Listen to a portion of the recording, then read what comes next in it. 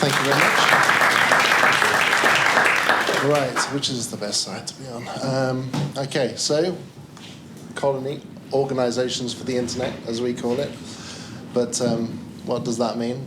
Let's have another entirely nebulous statement to define it. So an operating system for organizations, or a DAO, right? But what's a DAO? Is this working? Yeah. There's a bunch of other people who have come along since us, I might add, who do DAO-y type things. And really the common thread between all of these things. Resource allocation, aka money, in these cases pretty much all ether really, via voting. Disagree with me about that later by all means, but that's not what Colony does. So to explain how Colony differs, I'm going to take you all back to some very basic economics of the theory of the firm as defined by Ronald Coase. And basically why a firm exists at all. And it exists because you could theoretically be able to coordinate production of anything entirely via the market mechanism. But due to bounded rationality of humans and inefficiency of markets, it's actually really, really hard to do that. So there comes a point where the cost of coordinating via the market mechanism is greater than if you just held all of those factors of production internally, because of the transaction costs of defining what needs to be done, finding who's going to be doing it, agreeing to the terms of doing it, enforcing the contracts around it, and all of these things. So that's why most people are employed by companies. I've skipped through these, it would seem. But yes, it should be entirely possible to coordinate production entirely via the market mechanism if we could find a way to effectively decrease those transaction costs. And we're seeing that happening already. It's just not happening within the crypto space. And all around us, we're seeing the traditional ideas and understanding of what work is, what occupations are, even what a company is, really very radically changing. For many people, for most, once upon a time, everybody just got a job and then you worked in that job for life. The period at which people would stay in particular job has been steadily decreasing over the years. And now, of course, we've probably reached this sort of apotheosis of that trend in the gig economy, where there really is no employment, only a series of software-mediated gigs. But this is very effective, and this is precisely an example of us being able to use software to mediate supply and demand and provide production within the market in a far, far more efficient fashion than it would otherwise be possible if you were entirely employing everybody. A great statistic around this is the fact that within just a few years, Airbnb had got more rooms available than the Hilton Group. And so there are just tons and tons of examples of companies that are adopting this. I've got one obvious one and a couple of less obvious. So Twitch is a really good example in my view, because it provides a way of people making a living that really didn't exist before. There's a whole bunch of people who, by being given the tools to monetize the attention that they draw through initially the gaming streams, but now people stream all sorts of things on Twitch, and they're able to get very handsome revenues as a result of that. Uber, the next one, is obviously, it was the most obvious example really. Extraordinary, success is arguable perhaps at this point, but certainly it's pretty impressive that they've managed to become such an enormous company without actually hiring any drivers. And then this is a bit of a random one, maybe. Bitcoin, providing a means for people to earn and coordinating the production of Bitcoin entirely via the market by providing that incentive for people to come along, do the work, and claim the money. So all of these examples work because the transaction costs are able to be squeezed down very low. Production supply can scale with negligible marginal cost. And that really works in these cases because the thing being supplied is either highly fungible, you really don't care who's giving you their hashes, right? Or which Prius is going to pick you up, it doesn't make any difference. Or where the supply is very widely exchanged. What's the word I'm looking for? You've got lots of choice, like Airbnb is another good example. The supply is not fungible, but having lots of choice means that they can scale that supply pretty well. The essential principle of DAOs, however, is that they are coordinating supply entirely via the market mechanism.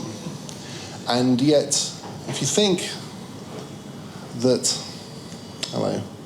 so if they're going to coordinate supply of whatever it is they do via the market mechanism, then they really ought to be able to decrease the coordination cost of doing so in order to be an efficient means of production. And that, in my view, is absolutely not what has been happening to date. Rather, by requiring there to be a vote which takes place on pretty much any allocation of resources, it's actually increasing the coordination costs, meaning that everything is going to take a very, very long amount of time to do and a lot of attention. And there's tons of examples of people who've tried to do voting on the blockchain and otherwise online before. It really doesn't work very well. People don't really care. Very few people participate in them. And even when they do, is just simply the amount of tokens that somebody has a reasonable proxy for expertise, such that they should be able to weight their vote accordingly. There's reasons for that, of course. We can go into why voting sucks later on if you like, but that's not what I'm mostly talking about here. So yeah, usefulness of these things is in my view, limited, but Colony is different. So Colony seeks to recreate the wonderful hierarchical company, except because actually that works really well. It enables us to get companies to scale, to be able to do all sorts of things and do so in a pretty agile way. It's served us pretty well so far. But rather than, well, because the interesting wrinkle about what Colony is trying to do is to enable the emergence of a company wherein, there we are, yes, wherein people don't necessarily need to know or trust the other people that they're working with. So this is intended to be able to operate entirely pseudonymously and trustlessly over the internet. So the way that we achieve that is by creating decentralized self-organizing companies where decision-making power, as in seniority, authority, whatever you want to call it, that would exist in a traditional company, is an emergent property. It's derived from consistently doing good work. There we are, same thing again. So, sorry? We can definitely get into all the crunchy questions later. Let me get through all of the platitudinous nonsense first. So, changing tax slightly, Colony, the name, that's something I have come under fire from some social justice warriors on Twitter before about, but it's all about ants, not empires. Because Colony is inspired by complex adaptive systems. And Ant Colony is a brilliant example of that. Because these are systems of agents within a network that are obeying simple rules, and from those simple rules emerges a collective behavior and systemic self-organization. So overall, the system that we're building sounds pretty magical, but it's actually really not magic. It's entirely predicated on things which have been proven to work elsewhere. So really how a lot of coordination, how pretty much all of the coordination within Colony takes place is very much inspired by Wikipedia. In Wikipedia and other systems which are in place in many organizations around the world, like holacracy and sociocracy, you have principles of the authority to act being distributed to the people within the organization.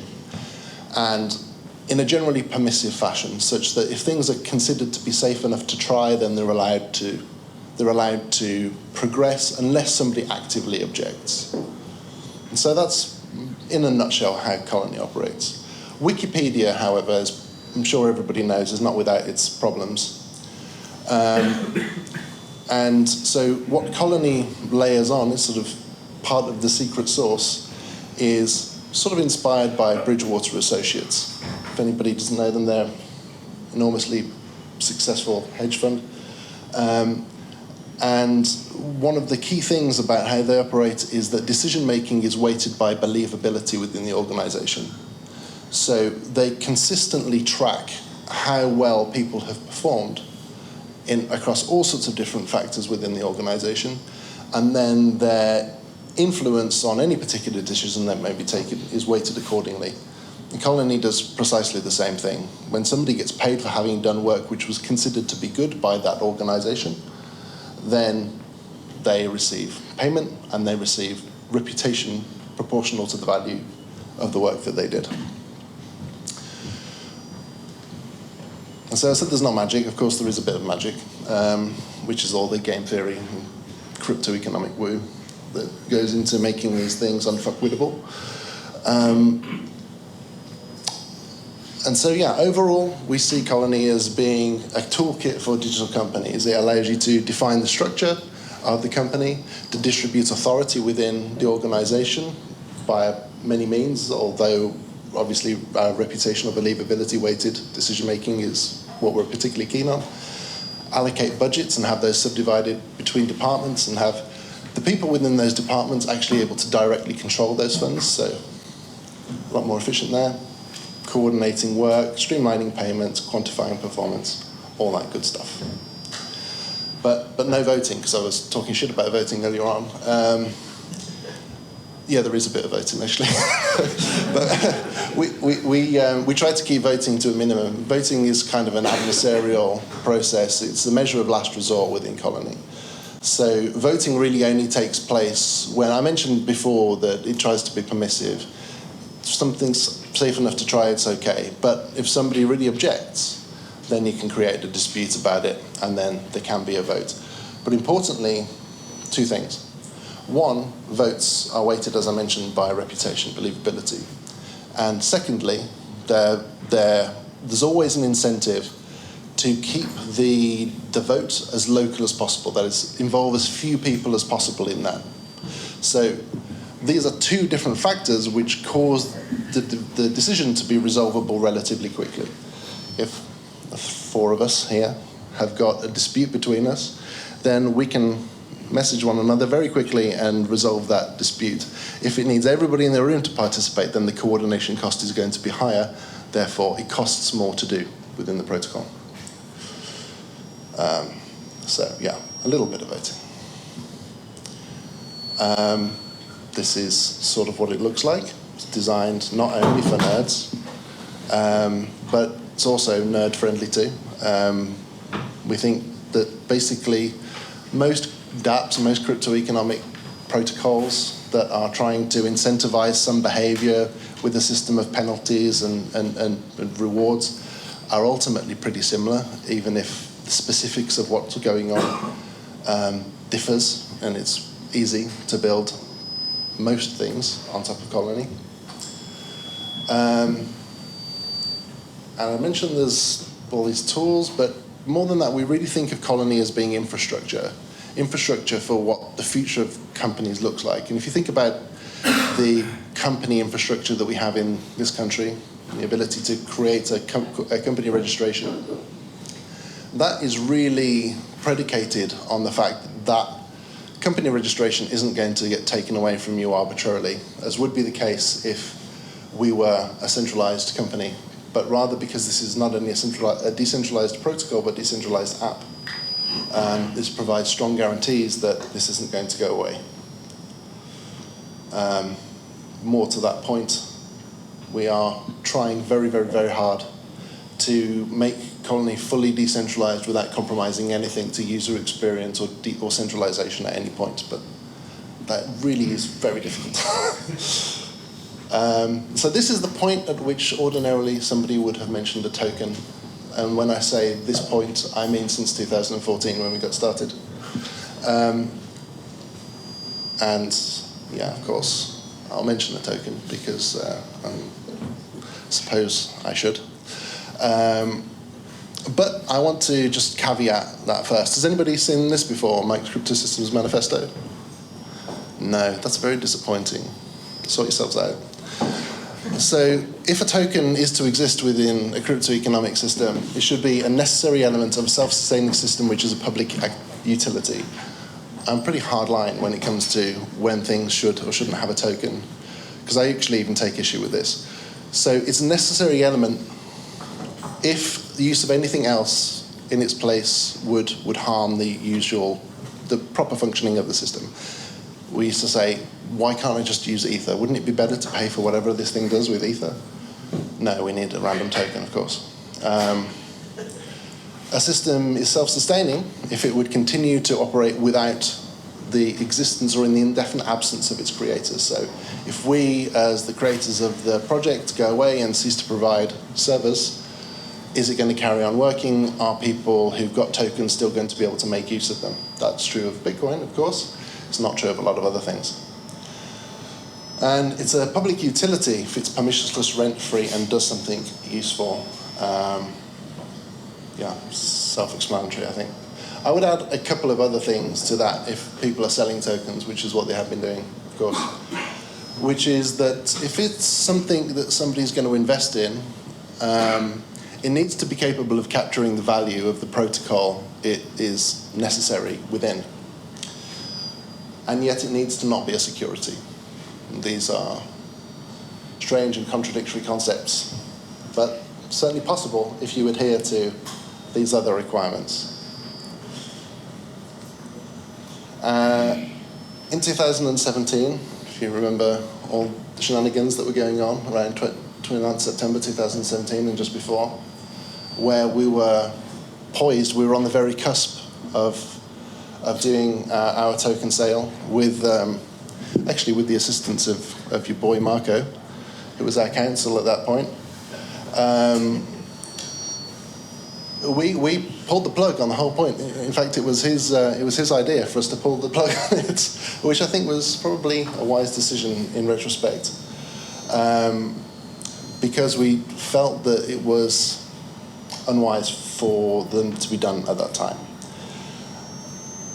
And so we have not done one to date, but we do have one. We will be issuing it at some point, and adheres to all of the requirements that I've stated, which is it captures value from revenue. There is a fee which exists within the system, and this is a terrible statement to say to a bunch of people who are immediately going to question, so what does this token do exactly? We can get into that afterwards if you wish. But it's not a security. We're pretty sure it's not a security. We really hope so. And when are we going to sell it? We haven't bothered so far. So at some point in the future, when it becomes necessary to do so, when it's appropriate for us to do so. Yeah, there we are. Not selling the token. Thanks.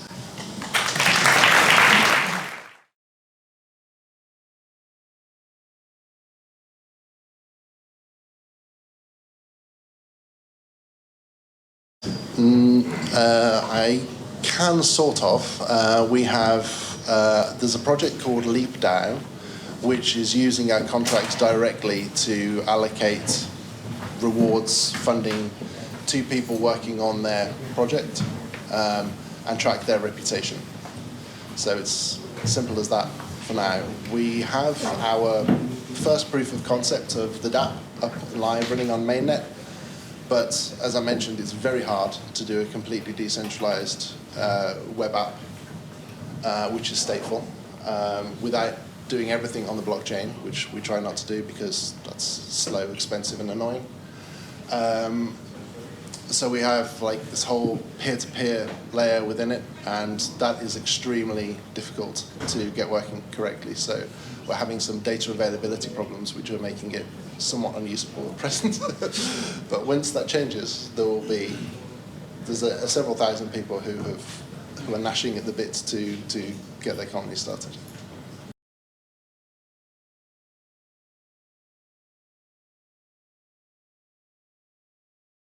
Oh, there's so many. Where do you want to start? So, I mean, the first comes from just the fundamental... I guess it would be easier if you can think about some of tech vectors that you guys found a clever way to mitigate. That would be more interesting rather than enumerate all possible tech vectors. Of course. Yeah. So, I think one of the most fundamental ones is not really an attack vector, but it's just a problem with voting that exists as it's being done in crypto space right now, which is that people do not consider the effect of cognitive biases on the decision-making process. So ordinarily, you see people just creating a very straightforward, simple vote that tallies what everybody has voted to date, and the outcome is purportedly whatever the final tally is. But by virtue of the fact that you can see what the vote is, at the point that you make the decision, you cannot help but be influenced by what you've already seen. An example of this that I know of was in EIP 999 on Ethereum, when Parity got $100 million locked up and wanted the community to rally around to enable that to be unlocked. This coin vote was selected somehow, or became the basis upon which that decision was being made. And I know of a bunch of people who actually were very big ether holders that could have made a difference on that, but by virtue of the fact that they could see what was going on, they chose not to, because they didn't want to add fuel to the fire of a repeat of the whole DAO hard fork clusterfuck. So that's one example, but there are absolutely tons. Thanks.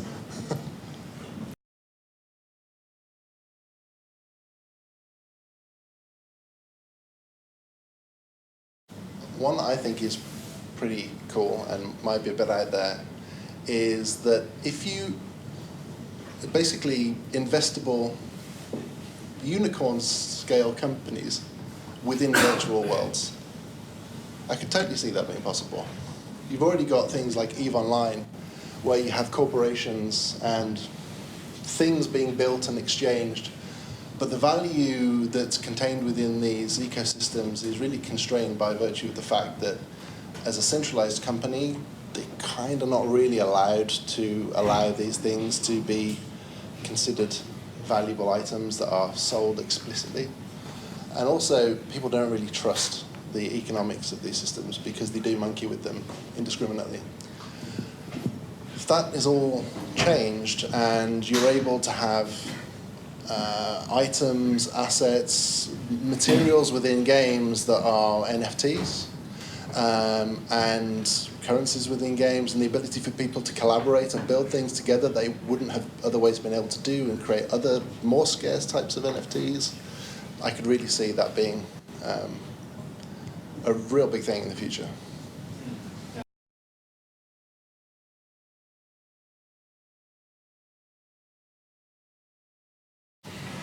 That's a really good question.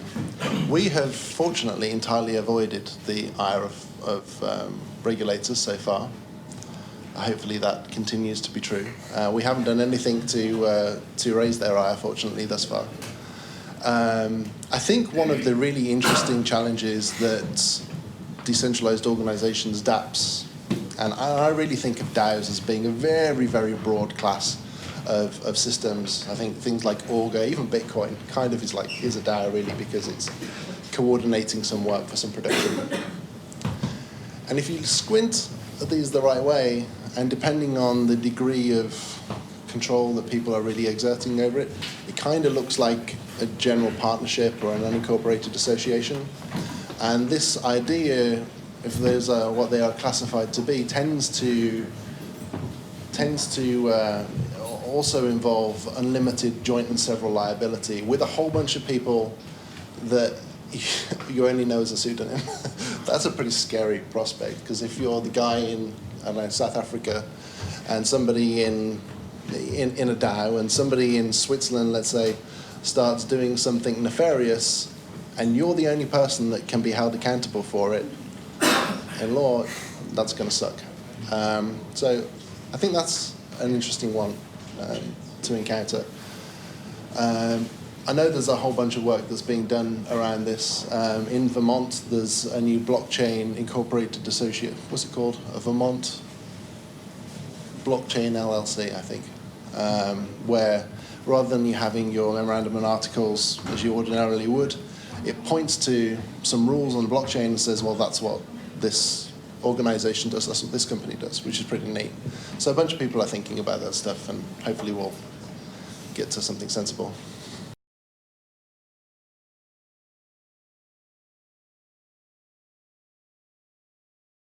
It's a good question, but I don't think this is actually, I don't think it's specifically applicable to Colony, because nobody's being forced to work in a colony. They're not, you know, they're not, you know, having to necessarily work 16 hours a day in a click farm in wherever. You know, it's much more like, let's say, the good bit of Uber, which is that somebody has got the latitude to pick up and choose to drive at any particular moment or not. Except in Colony, hopefully they'll be working across a bunch of different organizations that they care about the mission of. But then importantly, they're also, by virtue of them having an earned stake, an earned influence over what happens, actual agency within the organization as well. They can direct what's happening. So if they're the ones who are doing all the work, they're also all the ones who have all the authority. But I do generally think it's true that all social systems obey a power law distribution of some kind, and that will almost certainly be true within colonies too.